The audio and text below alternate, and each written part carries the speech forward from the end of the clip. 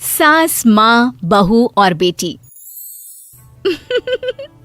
नहीं नहीं, ये कहानी इन सारे के सारे रिश्तों की नहीं, बल्कि 2 रिश्तों में ही सभी रिश्तों के होने की है। अरे बहू, मेरे और तेरे ससुर जी की रोटी मत बनाना, मैं बना लूंगी, दिन तक ठंडी हो जाती है। बहू जो कि एक वर्किंग लेडी थी।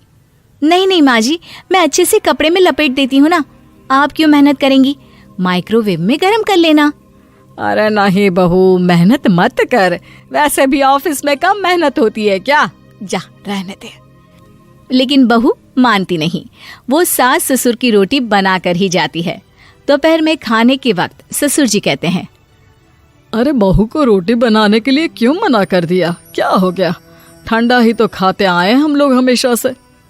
अरे वो क्या है ना, सुबह ऑफिस जाती है, घर का सारा काम करने में वक्त लग जाता है, अरे थकती है वो अलग, तो मैंने सोचा बहाने से ही थोड़ा कम काम करवाऊं। ससुर मुस्कुरा रहे होते हैं। ये तो अच्छा है, बहू को समझना जरूरी है। वक्त बीत रहा था, घर में सब खुश थे कि एक दिन, माँ जी आप शाम को थोड़ा टहलने निकला करें, घर पर रह रहकर हड्डियां जाम होती है, पापा को भी ले जाया करिए, मैं वक्त पर तो आ जाती हूँ। बहू ठीक 5 बजे ऑफिस से घर आ जाती है। फिर चाय नाश्ता बनाकर सास ससुर के साथ बैठती, उन लोगों को सारा दिन का हाल बताती। रात को पति घर आता है। क्या बात है बेटा, ऑफिस से आकर कभी हम लोगों के साथ भी बैठा कर। अरे माँ, दिन रात काम करके मन ही नहीं करता, अगले दिन की फिर तैयारी होती है, आप और पापा ही कमरे में आ जाओ। इससे अच्छी तो बहू है, कितना भी थकी रहे, घर आकर हम लोगों के लिए चाय नाश्ता बनाना, फिर बातें करना। बहू ना होती तो हम बुढ़ा बुढ़िया तो बैठे ही रह जाते। सास और ससुर अब बहू के कहने पर शाम की सैर पर निकलने लगते हैं। सास की कई सहेलियां बनती है तो ससुर को भी कुछ बुजुर्ग लोगों का ग्रुप मिल जाता है। कैसा रहा सहेलियों के साथ शाम का वक्त? हम लोगों ने तो भाई खूब योगा किया। अरे हम लोगों को गप्पों से फुर्सत ही नहीं होती। वैसे मिसेस मल्होत्रा आज बहू के बारे में कुछ बोल रही थी। तभी वहां ऑफिस से बहू आ जाती है जो जींस और टॉप में होती है। क्या बात है माँ, क्या कह रही थी आपकी सहेली आपकी बहू के लिए? सास इस बार बहू को कुछ अलग तरीके से देखती है और उल्टा सवाल ही दाग देती है। क्या कह रही थी वो हटा, ये बता, तेरे ऑफिस में तो मर्द भी काम करते होंगे ना? बहू जो अब तक मजाक कर रही थी वो सीरियस हो जाती है। मर्द होंगे नहीं माँ जी, मर्द ही ज्यादा है, हम 5 ही लड़कियां हैं ऑफिस में। अरे तो अच्छा लगता है क्या ऐसे कपड़े पहनती हो? कल से तुम ना साड़ी पहनकर ऑफिस जाना, और हाँ, शाम का नाश्ता थोड़ा जल्दी बनाया करो, नाश्ता बनाकर बाद में ही ऑफिस के कपड़े चेंज करने जाना। बहू को समझ में नहीं आता कि सास को हो क्या गया है, लेकिन वो कुछ नहीं कहती, सीधे किचन में जाकर चाय नाश्ता बनाती है और सास ससुर को दे देती है। अगले रोज बहू ऑफिस के लिए तैयार होती है तो खूब सुंदर सी साड़ी पहनती है और ऑफिस के लिए निकलने से पहले सास और ससुर के पैर छूती है और निकल जाती है।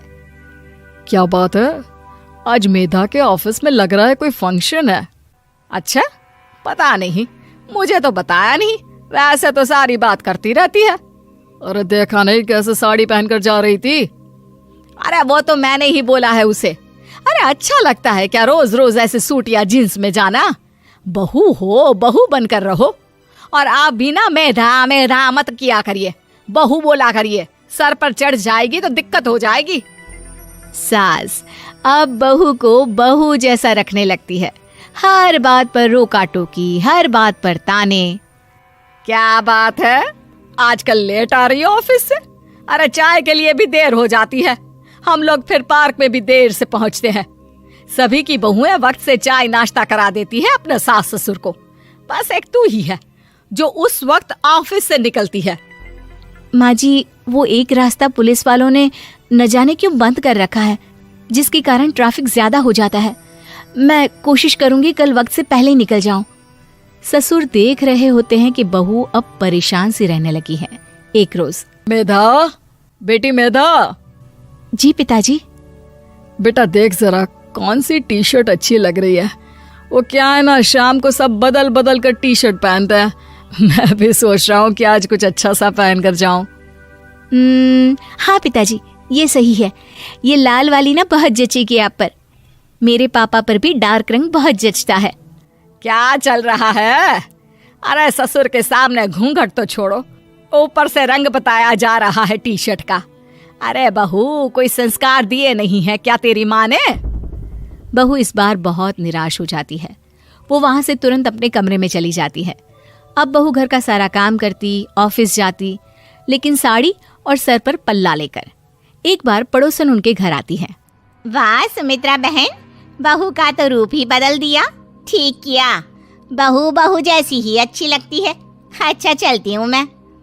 पड़ोसन के जाने के बाद सास बड़ी अकड़ के साथ कहती है, देखा मेरा कमाल, कैसे मैंने मेधा बहू को कंट्रोल में कर लिया।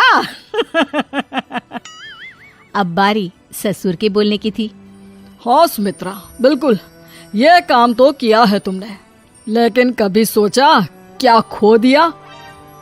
क्या खो दिया? मैंने तो कुछ नहीं खोया जी।